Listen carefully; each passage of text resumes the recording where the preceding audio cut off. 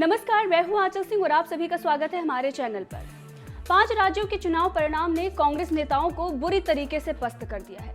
बुरी तरह से टूट चुकी कांग्रेस को अब कोई भी रास्ता नजर नहीं आ रहा है और कांग्रेस के पास अब भगवान श्री कृष्ण के बताए रास्ते पर चलने के सिवा कोई रास्ता बचा भी नहीं है। जी हाँ, गीता में श्री कृष्ण ने कहा है कि जब वक्त बुरा हो तो हमें प्रतीक्षा करनी होती है सही वक्त की, क्योंकि वक्त हमेशा एक जैसा नहीं रहता, परिवर्तन ही संसार का नियम है।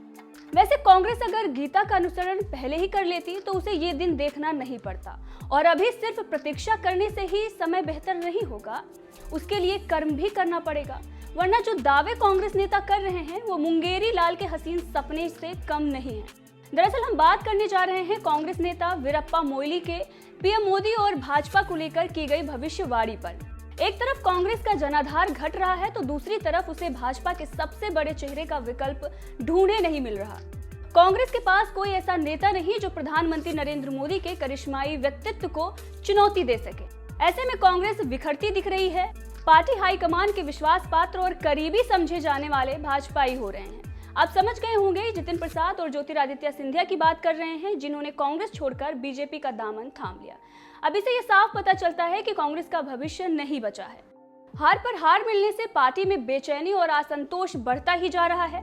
5 राज्यों में विधानसभा चुनाव ने कांग्रेस की हालत खराब कर दी है।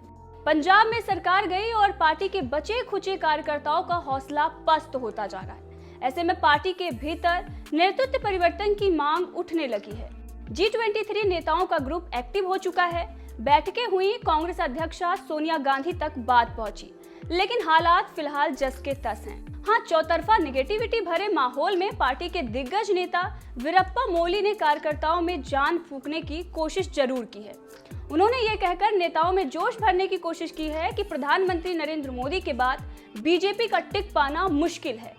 इस बयान से साफ पता चलता है कि कांग्रेस ने पीएम मोदी के सामने घुटने टेक दिए हैं और ये साफ कर दिया है कि मोदी को हराना मुमकिन नहीं है। 2024 का लोकसभा चुनाव कांग्रेस के बस का नहीं रहा। वीरप्पा मोइली का कहना है कि नरेंद्र मोदी के बाद भाजपा टिक नहीं पाएगी, मोदी के बाद पार्टी बिखर जाएगी। कांग्रेस के नेताओं को घबराना नहीं चाहिए। भाजपा और दूसरी पार्टियां आती जाती रहेंगी, कांग्रेस हमेशा रहने वाली पार्टी है।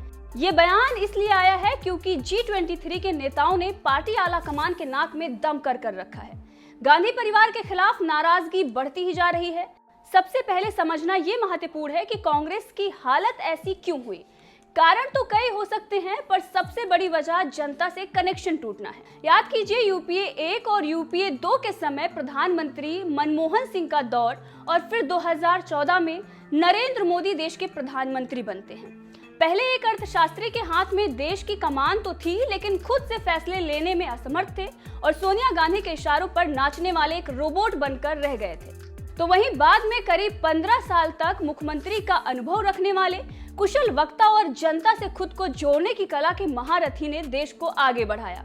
सरकारें तो अपना काम करती रहती हैं, लेकिन उस काम को जनता के बीच लेकर जाना भी बड़ी बात है। चुनावी रैलियों, सरकारी कार्यक्रमों से इतर प्रधानमंत्री मोदी ने मासिक रेडियो कार्यक्रम मन की बात शुरू कर घर घर तक अपनी आवाज पहुंचाई है। दूसरी तरफ कांग्रेस के बुजुर्ग नेता दिल्ली के सीमाओं में बंधे रहे। वो सरकार की गलतियां और 5 साल बाद चुनाव आने का इंतजार करते रहे और मोदी सरकार के नेतृत्व वाली सरकार ने सबका साथ सबका विकास की भावना के साथ योजनाओं पर काम करना जारी रखा।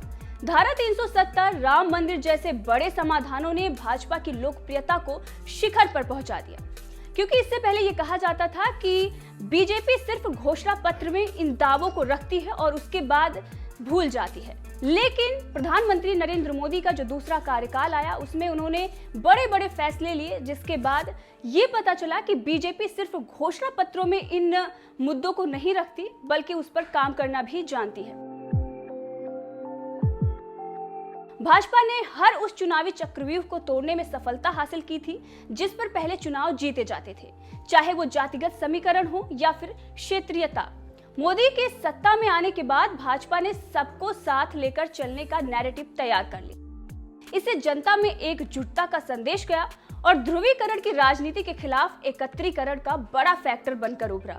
कांग्रेस इसे भांपने में चूक करती गई। हाल में ही द कश्मीर फाइल्स का उदाहरण ही ले लीजिए। जब भाजपा समेत पूरा देश कश्मीरी पंडितों के दुख को महसूस करता दिखा, तो कांग्रेस के कुछ ट्विटर हैंडल से किए गए ट्वीट उसके विरोध में थे। इसका फायदा पीएम मोदी ने उठाया और जमकर भड़ास बीजेपी संसदीय दल की बैठक में निकाली, जिसके बाद सुरजेवाला तिलमिला गए और कांग्रेस पूरी तरीके से विरोध में उतर आई। कांग्रेस की स्थिति को समझिए। वर्षों से पार्टी में नेतृत्व परिवर्तन और चुनाव की मांग हो रही है, लेकिन कुछ पुराने चाटुकार नेता गांधी परिवार के ही इर्द गिर्द कांग्रेस को रहने देना चाहते हैं। पिछले दिनों जब नाराज गुट G23 के नेता कपिल सिब्बल से सवाल किया गया, तो वो खुलकर बोल पड़े कि वक्त आ गया है जब घर की कांग्रेस सबकी कांग्रेस हो। इसके बाद गांधी परिवार के वफादार भले ही सिब्बल का विरोध करने लगे हों, पर कांग्रेस के भीतर ये चर्चा जरूर है कि शायद गैर गांधी परिवार के पास पार्टी का नेतृत्व जाने पर ही पार्टी का जनाधार बढ़े। आज जिस तरीके से बिना किसी पोर्टफोलियो के राहुल गांधी पार्टी के बड़े बड़े फैसले लेते हैं, उससे कांग्रेस नेताओं में गहरी नाराजगी है। कपिल सिब्बल ने भी इस पर कहा है कि सोनिया गांधी अध्यक्षा हैं, तो राहुल गांधी ने आखिर किस हैसियत से पंजाब में नए सीएम के नाम का ऐलान किया। कांग्रेस में नेतृत्व परिवर्तन का फैसला वर्किंग कमेटी लेती है और ऐसा लगता है कि इसमें शामिल लोग अपनी प्रासंगिकता बनाए रखने के लिए बदलाव नहीं चाहते हैं।